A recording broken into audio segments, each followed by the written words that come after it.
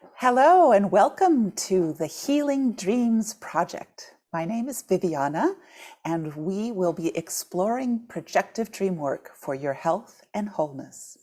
I would like to introduce two dream workers. Billie Ortiz, a certified dream worker, has over 2 decades of experience creating and facilitating dream groups, workshops, and retreats. Her appreciation of metaphor and symbol expands her work to the realm of myth and fairy tale, helping guide dreamers to a deeper understanding of the profound archetypal messages of their dreams. Certified with Dr. Jeremy Taylor's Marin Institute for Projective Dreamwork, she worked closely with Dr. Taylor, co-facilitating a total of 27 retreats from 2003 until 2015. She has presented workshops at renowned organizations such as the International Association for the Study of Dreams, Saging International, Boulder Friends of Jung, and the Osher Lifelong Learning Institute. The other dream worker is Dr. Royce Fitz. He is a spiritual counselor and dream worker. He has decades of experience as a clinical psychotherapist, licensed marriage and family therapist, minister, and projective dream worker.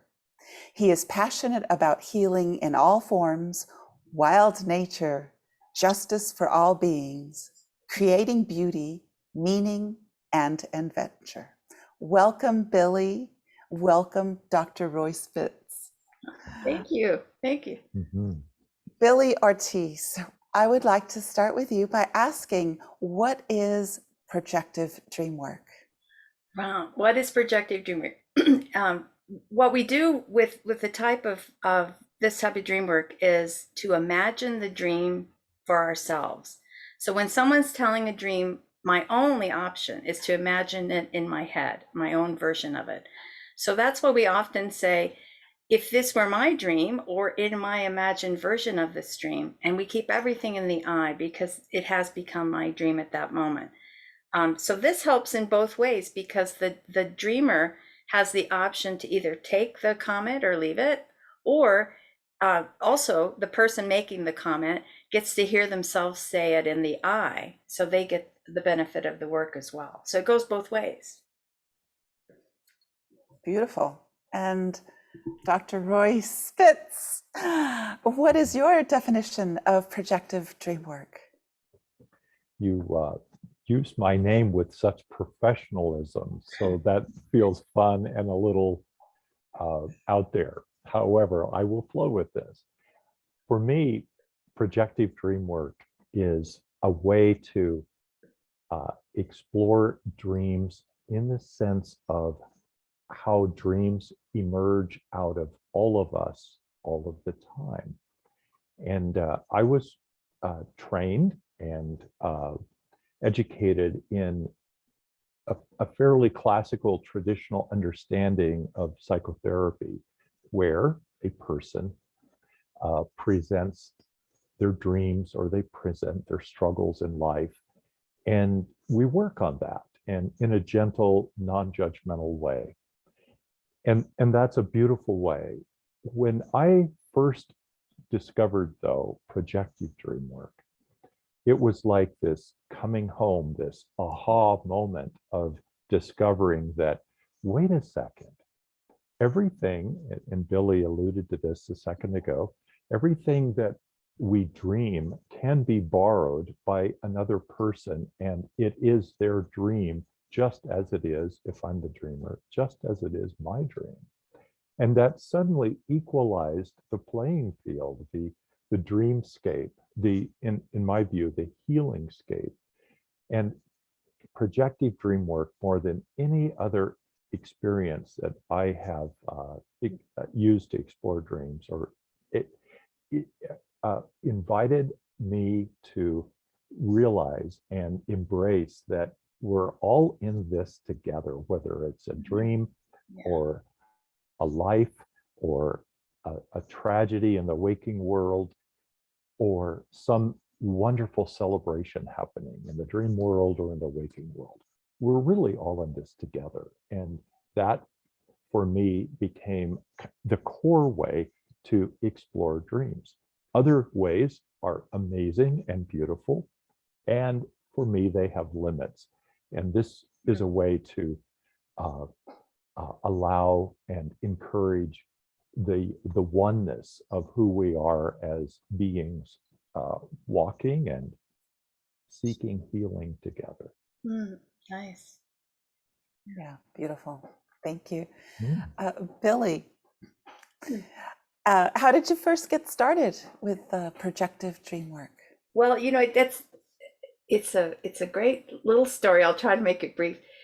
I was watching, this goes way back to when I was about to turn 35, and I was watching this marathon of Joseph Campbell lectures, and he mentions at some point 35 is the middle of your life, no matter how long you live. And that hit me like a thunderbolt, because I was like, man, I'm just about to turn 35. So it was like I really went on this quest to try to find something that I could get excited about and enthused about. So I started taking all different kinds of classes, and I ran across a man named Dr. Ron Mesa. And I actually took an I Ching class from him. And when the class was about to wrap up, he says, I have this class about dreams that you might be interested in. And I said, okay, sure. That sounds like fun. Well, I joined it. I joined his groups, and I've said this many times. I was there like every Tuesday night for like the next 5 years. And Ron and I actually built a business together. And we connected with dreamers from all over the country. And this was way back before Zoom and any kind of this. The internet was just in its infancy. And so we did a lot of things via bridge lines. So we'd have these big conference calls where people would call in from all over the country and work on their dreams. And then we had many spinoffs from that group as well. And all this time I was reading the books of Jeremy Taylor. And one day I picked up a Naropa catalog and I see Jeremy Taylor's picture. And I'm like, oh my God, this guy, I've been reading these books, and this man's coming. He's actually going to be here live and in person. So I went to this workshop at Naropa. This was in the year 2000. And very much like what Royce was saying, there was like this epiphany moment where I'm like, wow, this is incredible. Because I witnessed projective dream work with this group of people, none of whom knew each other. And I had been working with Ron all those years, and we'd done some great work. But this was different because it was like, it just, as I think Royce said, it really levels the playing field. It makes everybody equal. And my whole life changed in that moment. And actually now it's funny because many of my Dreamworker friends were at that particular workshop at Naropa, and we all have that nexus point of memory of like, oh yeah, that's when it all kind of started. So that's my story. And then from there, I started working closely with Jeremy, and for a good 18 years, we were working not only professionally, but I would do individual sessions with him as well. So that's my story. And Royce, would you like to share your story of how you got started with projective dream work? Yeah, thanks. Because dreams, as they are for many of us, we remember oftentimes the earliest dream we've ever had. And in my family that I was raised in, we had a kind of mixed bag about dreams. And mixed bag means we dismissed them. And the other was, wow, we're kind of a mystical group of people, and very spiritual, very religious family that I was raised in. And so some of the people were quite intuitive. So there was this crack in the door that kind of invited me to start paying attention to dreams and be curious about them, but didn't really know what to do with those. And over time, as I began to sort out my life and decide what kind of career and profession was going to be meaningful and creative for me, I began to pay more and more attention to dreams because I was moving in the helping profession and the spiritual directions as well as psychotherapy. And so I sought different ways of exploring dreams in my academic programs and in my own personal counseling that I went through for my own sake. And all of those were amazing and wonderful. And then I would say sometime in the late 90s or so, I came across Jeremy Taylor's book, Where People Fly and Water Runs Uphill. Huh. And so I was, hanging around the bookstore. I always went to the dream section in this town in the West. And that book stood out. It's like, well, I haven't seen that book before. And I pulled it out and started looking at it. And it's like, oh, wow. And I still, right now, I have goosebumps describing that moment because I started reading the introduction and the other stuff to it. And it's like, oh, wow, this is amazing. This is so beautiful about how we share and borrow each other's dreams. And it also helped me realize, I can have a doctor's degree, I can have a 0 degree, and I can be in a dream group with other people and share or borrow a dream. And the meanings of what each person experiences in the dream, as long as they own it and say, if this were my dream, it's like, wow, we can have a Freudian, a Jungian, a farmer, a rancher, a carpenter, we can have a physician, and they all have these amazing perspectives of this dream. Yeah. And it was just so enlightening for me. I started, without Jeremy's permission, doing these kinds of workshops in Western Nebraska. And it was quite amazing to, have all of this stuff being presented in a very rural area. And people were like, well, this is fun and this is meaningful. So eventually, over time, won't get into those details, I had a chance to hear about Billie's invitation to Jeremy to come to the Boulder area, Colorado. And it's like, okay, this is it.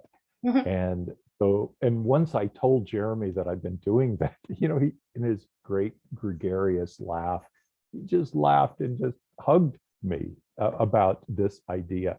And he says, you've been doing this kind of work all these years. And it's like, yes, I have. And it was and is for me, natural way to explore dreams in a gentle, non-threatening, and very healing way. So that's how I got into that. So technically, Billie and I've met each other in 2003. Right. And so we've done lots of dream work together. Yeah. Well, I've experienced being in the dream groups with both of you, and oh my goodness, it's just so, as you said, healing, transformative. It speaks on these levels that are so deep that it's magical. It's wonderful. Billie, what inspires you most about projective dream work? I think what's so amazing is to witness the coming together of people who really don't know each other. And now, since all this pandemic has happened and I had to switch everything over to Zoom, which has been a blessing too, because I get so many people from all over the world, quite literally. And I find it fascinating that someone in France, someone in Tuscany, can dream exactly the same symbols as all of us here in the United States or wherever. So it's this idea of the projective form helps everybody to really own the dream for themselves as well. And it activates our imagination. And that's a really important piece to it because our imagination comes from the same place that the dreams come from. So it's like if you told me a story right now about a trip or an event that you had gone to, I would be imagining it in my head as you're telling me. So when someone shares a dream, then that's our only option, is to be able to imagine it for ourselves. So that activates all of that imagination. So I think that's another really important piece to it. And I like to use the term in my imagined version of this dream. And I actually encourage everyone to ask the questions in I as well. So like, how am I dressed? What color is my car? Those kind of things, because the minute we switch back into the you, it sort of breaks that spell. And I think it's important to stay within and really, really truly imagine myself as the dreamer, and take it. So that's what inspires me, is because it's magic every single time. I am never disappointed. I might be as tired as a dog and show up for Dreamwork, but I know I'm going to feel wonderful afterwards. I'm just energized and rejuvenated from the work. So there's something quite sacred and quite amazing about it all. So that keeps me going. I agree 1,000%. Beautiful images there, Billy. Yeah, Royce, would you like to add what inspires you most about projective dream work? So I am passionate about dreams, and there are many times when I'm talking with my friends or clients or colleagues, and I bring up dreams, and sometimes they kind of get a little, squiggly, and their eyes roll, and it's like, oh no, we're going to get into this. And it's like, how can I not? How can you, I'll use the word you, how can you not be passionate about dreams? Because they are such a core of our human, and I believe, all, I believe at some level, all beings have some capability of dreaming. It is different. And for humans, for 2 million years or more, whoever we were back then, this has affected our evolutionary process. And so I feel like it's absolutely as core to us as learning to breathe, as the limbic system inside of our body. It is every bit as vital. Now, dreams, in my view, are incredibly loving and gracious. They keep coming no matter whether we pay conscious attention to them or not. Right. And I believe that they also help us move and change and become somehow different, hopefully always for the good and always for the sake of health and wholeness, or at least they want to. We have the choice to ignore them. But even if we ignore them, I do believe dreams have a microscopic influence on who we are and who we keep developing, both as individuals and as a group of beings. We're human, that. So I cannot not be passionate about dreams. It's the most beautiful curse and blessing that I have together. And so, but not everybody is into it, and they do not want to. However, I believe that many creative strands within our cultures, plural, have come about through the energies of the unlocking the imagination of our dreams. I believe that imagination and dreams cannot exist without the other.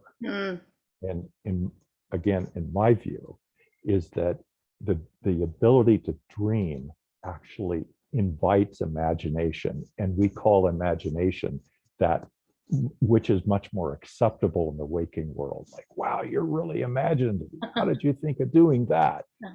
And I believe it came because of our innate ability to, and the fact that we have no choice in our evolutionary process, we dream, and that helps us to create in the external.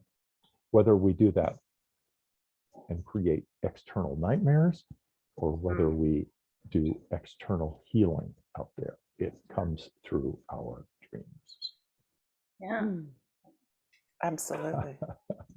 you ask these questions and it's like, I don't get going. So Yeah. sorry We can't. No. or We not. can't not talk about dreams. Yeah, I know. yeah. Oh, Billy, what is your practice like? Tell us a little more about that. Well, like I said, right now I'm doing pretty much everything via Zoom. And in the past, I used to do a lot of in-person dream groups here locally in the Boulder County area, and also for many years. Well, Royce was actually, he mentioned 2003. That was the very first dream retreat that I hosted and facilitated with Jeremy back in 2003. And I used to do a spring and a fall retreat every year. I haven't for the last couple of years because of the concerns over the virus, but things are moving in the right direction, and I might be planning something really soon. But most of the time, I work online, and it's been great. And as I said before, it's been a blessing, because when I had a Zoom group long before people really knew a lot about Zoom, and I used to have to explain it to people and say, well, it's like Skype, but it's better. But now so many things are via Zoom. But I have a daytime dream group that meets twice a month, and then I have an evening group that meets twice a month. And all the information's up on my website, wakeuptoyourdreams.com. And I also do a lot of individual sessions with people as well.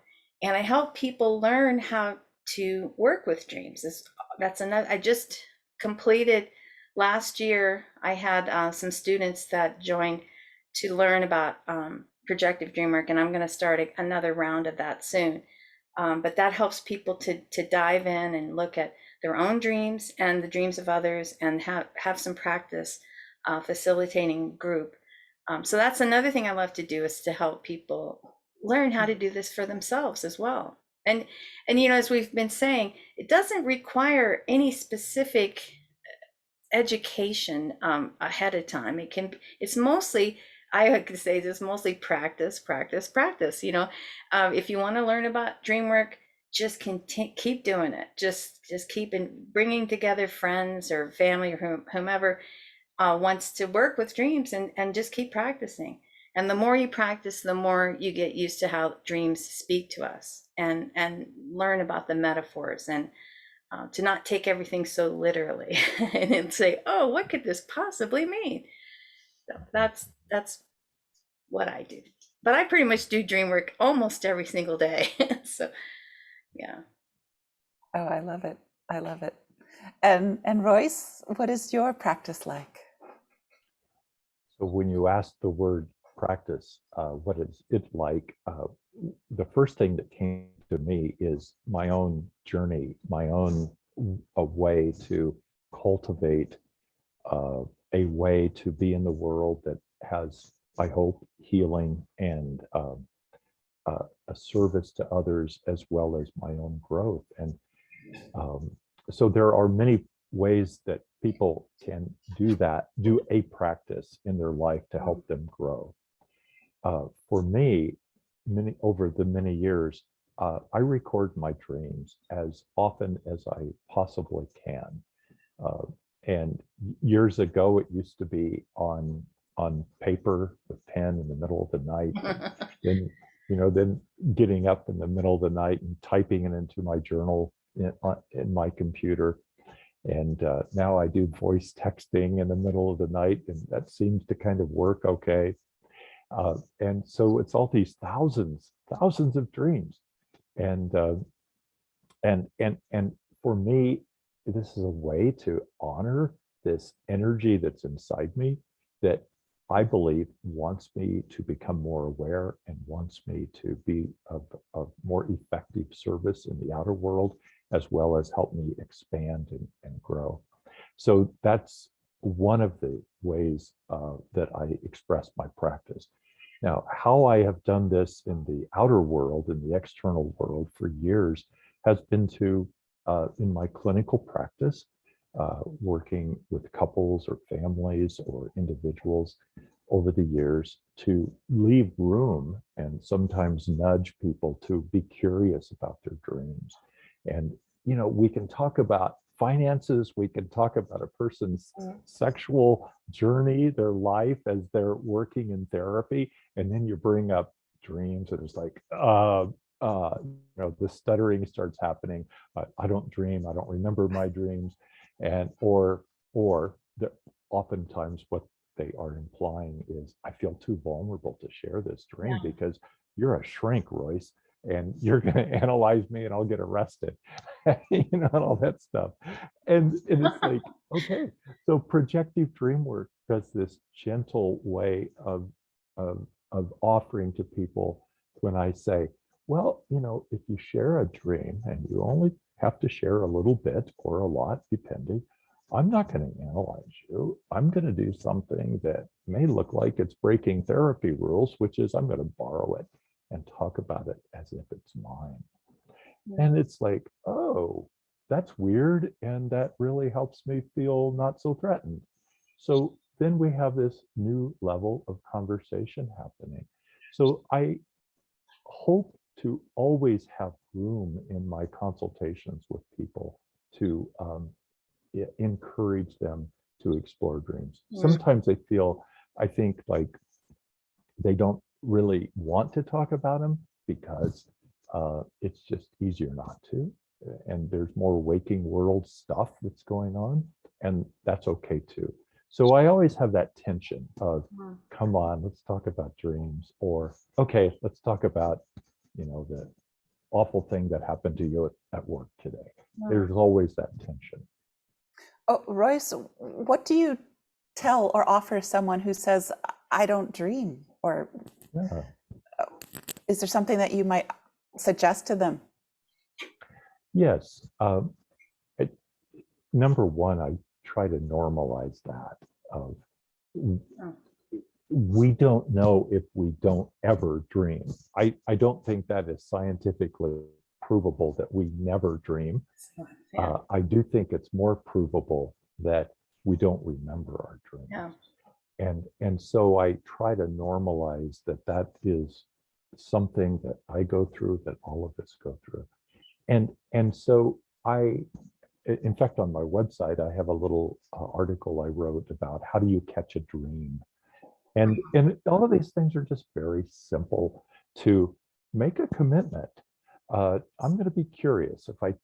If I don't remember a dream before I go to sleep, what I would encourage a person to do before they go to sleep is have 10 seconds of meditation, of simply being alert that as I sleep, as they sleep, they'll do their best. If they wake up and dream about a color or just some tiny fragment, encourage them, jot it down. Jot it down.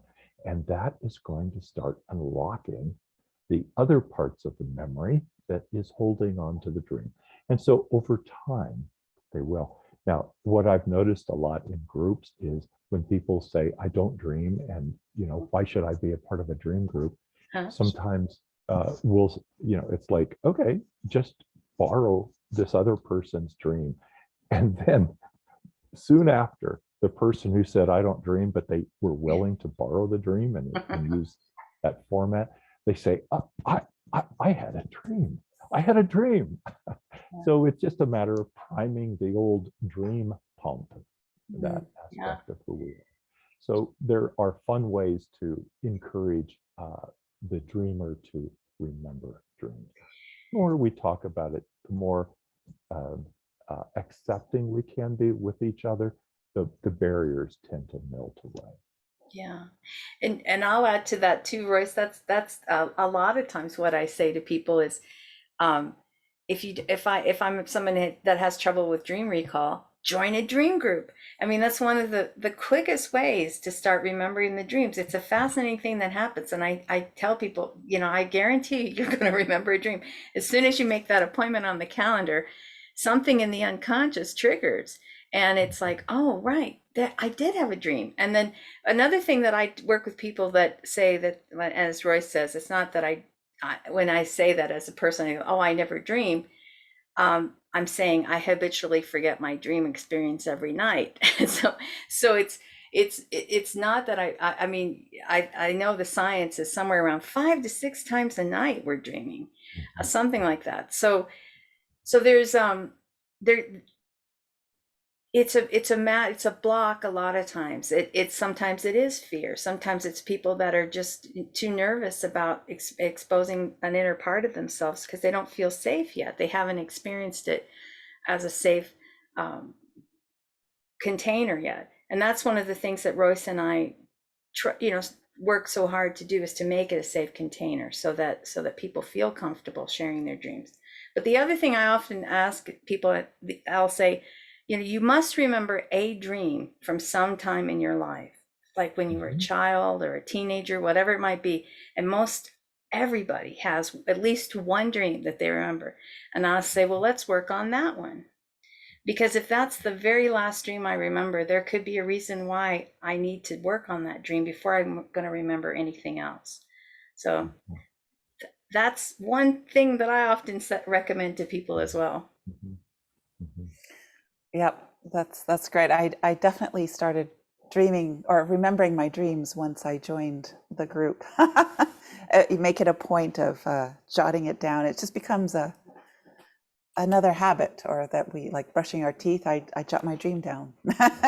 Right. And we get more curious about it too. I think the more often we talk about dreams, and the more that we hear other people's dreams, and the more often we go to a dream group or a dream workshop, we become more and more curious. And so there's some part of it that's going to say, well, I really want to know now. What am I dreaming? What in the world is really going on in here? So that's one piece too. I think it activates the curiosity. Absolutely. So with this podcast, Billie, tell us what the goal is, and about the hotline and anything else, and also your website, how people can get in touch with you. Great. Okay. Well, my website is wakeuptoyourdreams.com. There's a lot of information there, a little bit about how to remember your dreams and different kinds of things like that. Also, where you can sign up for any of the groups. What we're planning with Royce and I have been talking about this podcast for a while, and we want to not only interview dream experts in the field, we want to also include people who are curious about their dreams. So we've set up this telephone line where, because we're not going to be offering it live for people to call in, but we have a line. A phone line is 720-573-9195. 720-573-9195, and we'll put it in the notes as well. And you can leave a message there around 2 minutes or so about a symbol or a dream theme or something that you're really curious about, and then we'll discuss it on one of the podcasts. You do have to wait a while for the line to pick up. It takes about 5 or 6 rings, but once you're there, leave your message, and we want to hear from you. Leave your dream hotline. Yeah. I love it. Maybe not a full whole dream. You're going to run out of time, but maybe just like, a particular symbol or a particular theme. Like I said, a lot of people have recurring themes that happen, and they get real curious about it. So. And sometimes we can summarize a dream and begin to unpack it later. A 62-minute dream on that dream line could be a wonderful conversation for us to have. Yeah. And Royce, how can people get in touch with you? What's your website? It is Royce Fitts, RoyceFitts.com. I've had some wonderful and big changes happen in the last couple of months, and this has been a dream to come true, to have this website emerge as it is now emerging. And so my practice has taken a major shift. So I am offering that, and on the website itself, there are other ways for people to explore dreams, and also to look at what I call spiritual counseling, which is how do we create meaning and purpose and beauty, and what are our deepest heartfelt values, and how do we navigate ourselves in the waking world with who we are and what's happening in the larger world. And so we'll do that. I do that through consultation and through also exploring dreams. One thing I just want to highlight is, as we are speaking today, it is a pained, wounded world, as it is every day. And today we see even more of that. And how do we, as people, as caring, loving people, navigate ourselves and have a positive effect out there? And what will it cost us to do that? So the dreams, I think, will help us, guide us as we look for that. So yes, please reach out to Billie, reach out to Royce through our websites, and we are there for you just as we believe you are there for us. Yeah, that's good. Wonderful. Any final parting comments, Billie?